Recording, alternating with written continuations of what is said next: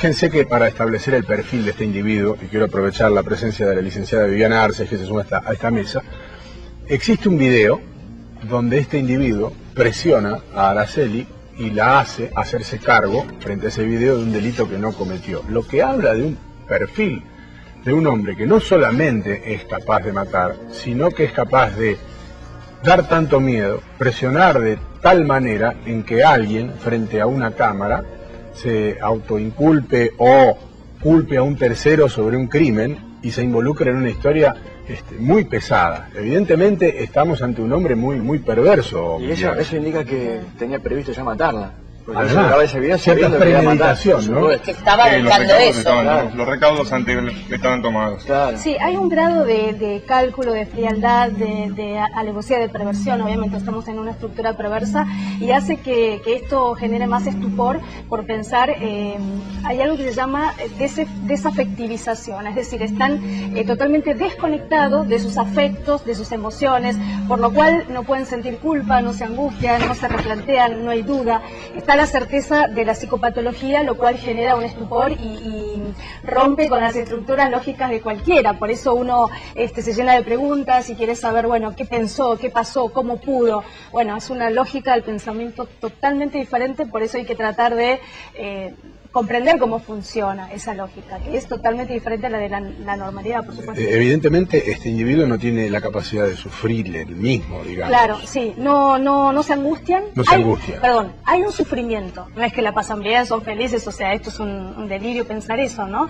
Tiene costado que sufre un hay un individuo sufrimiento, así. pero no son conscientes de ese sufrimiento, por lo cual no se pueden replantear qué hago con mi vida, no se pueden preguntar como para poder cambiar, mejorar, o sea, no hay un sufrimiento en el cual ellos se sientan involucrados o implicados con su vida. Ahora, ¿sienten odio o no sienten nada? Sencillamente ejecutan con frialdad. Son emociones que tienen que ver más con lo que Lacan llamaba el goce tanático, hay como un placer morboso. Lacan decía eso. Lacan hablaba de ese placer tanático que tiene que ver con un placer, un disfrute desde el punto de vista patológico, y muchas veces cuando se revisa la historia de estos personajes han sido maltratados, han sido golpeados, abusados, y ellos recrean inconscientemente todo eso que sufrieron en sus víctimas, desde un lugar inconsciente, o sea, no es que lo están pensando, bueno, voy a hacer esto porque a mí me pasó tal cosa. Tal cual. Hay una herida profunda. Totalmente, por eso no son culpables, ojo con lo que voy a decir, son responsables, pero no hay una culpabilidad en cuanto que ellos eligen voluntariamente ser asesinos. Hablamos de un psicópata, digamos. Psicópatas, dentro de los cuadros psicopatológicos de las perversiones, psicopatologías, las psicopatías y también la psicosis, ¿no? ¿Y en este caso en psicoterapia? ¿Podemos decir que es un psicópata esta persona? Sí, tiene todos los rasgos, además usan mucho la elucubración mental, el cálculo, la estrategia, la frialdad. Son muy inteligentes y muy hábiles y muy astutos para manipular, para envolver, para llegar a... Claro. Quizás lo que hablábamos con el doctor Macedo un poco, ¿no? De que ya estaba preestructurada toda esta circunstancia. No, quería aportar algo que también me genera un signo de pregunta, ¿no? O sea, con lo que se llama la batería de test, ¿sí? Con los psicodiagnósticos, uno puede sacar la radiografía de cómo funciona la mente de una persona. O sea, por más que la persona quiera mentir, ocultar, con los psicotécnicos, salta a la vista. Es una radiografía de la mente. Déjame abrir un paréntesis, bien. Porque usted sé que se dedicó a ese tipo de test, es más, en empresas donde tomaba, por ejemplo, empleados para definir la personalidad del futuro empleado de una empresa. Este hombre perteneció a una fuerza de seguridad. Un asesino aparentemente serial como Binader, ¿cómo pasó el test para entrar a la prefectura en su momento? ¿O alguien puede cambiar con el tiempo y transformarse en un asesino y ser buen muchacho antes? Bueno, yo tuve la experiencia de trabajar en una empresa de seguridad en donde portaban armas y en determinado momento se me pidió que aprobara a determinada persona. Si no entraba nadie. Que no estaba preparada porque en los psicotécnicos salía, digamos, a la luz un problema de psicomotricidad fina. O sea, evidentemente para que una persona portara armas, si tuviera este problema, yo no lo iba a firmar porque estaba mi matrícula en juego, no lo firmé, pero después de ahí, ¿qué es lo que sucedió? No lo sé. O sea, están esas irregularidades porque es amigo de él. Esta persona tiene que pasar y algo que yo no me iba a jugar mi matrícula por algo que veía que, aparte estaban las pruebas, porque ya no era una cuestión subjetiva. En las pruebas altas hay un test de Bender, hay test gráficos en donde la persona, por más que lo quiera hacer de una determinada manera, el inconsciente sale. Qué interesante.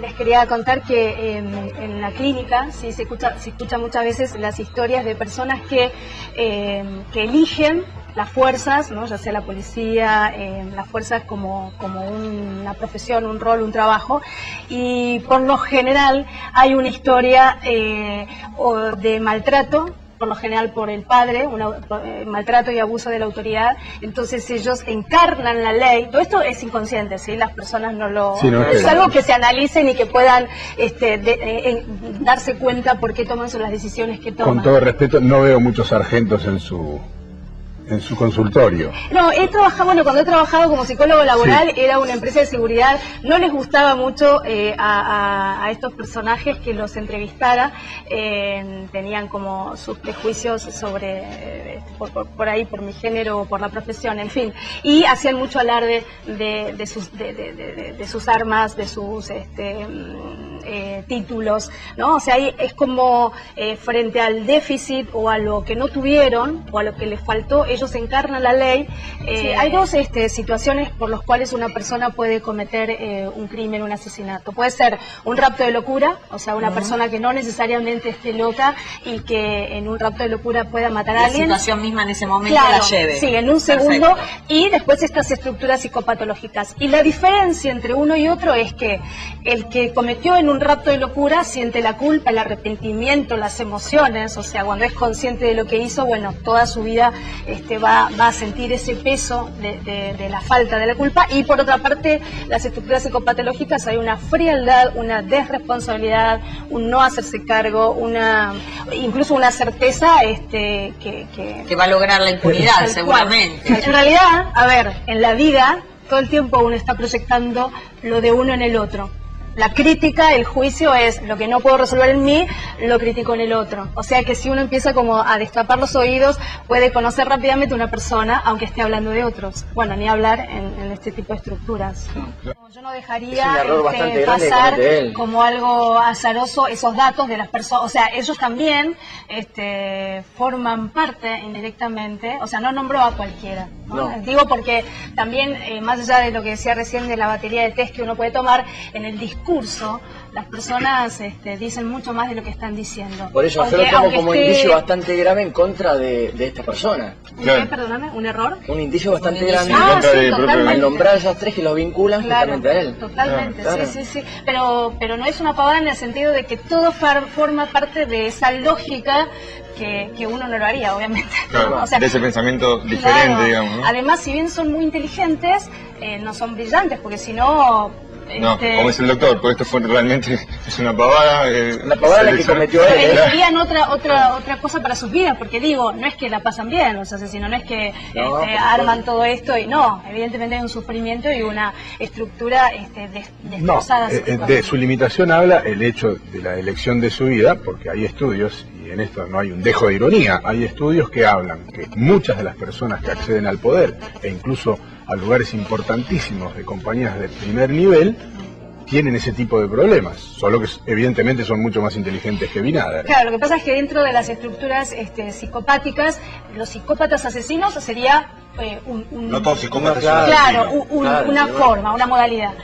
Después están los otros que tienen que ver con el poder, la manipulación, el dinero, el manejo de masas, son muy hábiles para eso.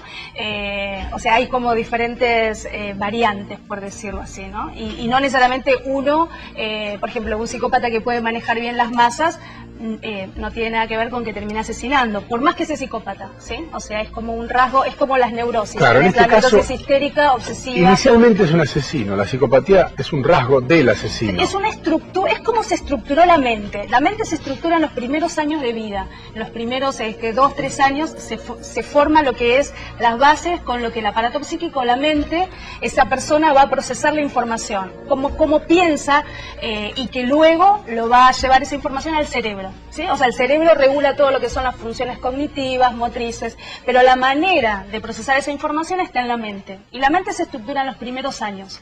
Y ahí se estructura esto que decimos neurosis, psicosis, perversión. Y eso es irreversible. O sea, no se puede cambiar. Y después, por supuesto, se va a ir increciendo los rasgos para que sea un psicópata asesino o un manipulador, una neurosis histérica, fóbica, obsesiva. Los más peligrosos, por supuesto, son los cuadros psicóticos y perversos. Además, fíjate que en una situación, cuando una persona se enoja, se pone al descubierto su parte vulnerable. Y estos personajes, la parte vulnerable en realidad, por su psicopatía, no hay registro, no hay una parte de vulnerabilidad, de sentirse al descubierto, una frialdad absoluta. Entonces, por eso no se le ven los hilos, ¿no? O sea, es como que genera un desconcerto en donde uno nunca hubiera imaginado lo que había detrás. Viviana, primero. Bueno, a ver, este tipo de noticias siempre genera como mucho pánico, miedo. La idea es poder calmar esa parte del temor que puede generar estos asesinatos y decir, por un lado, que este tipo de psicopatologías, sus presas son víctimas, por lo general vulnerables, con mucha fragilidad, con familias desintegradas detrás. O sea que, dicho de otra forma, si tengo que de alguna manera recomendar el antídoto, por decir de alguna forma, para que uno no caiga preso tan fácilmente de estos personajes, es, bueno, el interrogarse, hacerse preguntas, ser lo más consciente posible de la vida, ¿no? O sea, como para que no cualquiera te manipule, para que no cualquiera te haga creer una cosa por otra. La duda, el interrogarse permite estar despierto frente a estos personajes bastante peligrosos.